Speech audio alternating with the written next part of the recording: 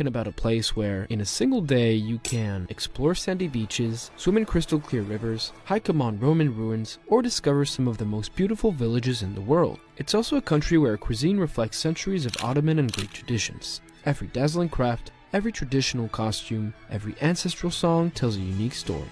This country is none other than Albania, nicknamed the Land of Eagles, a symbol of independence and freedom. So,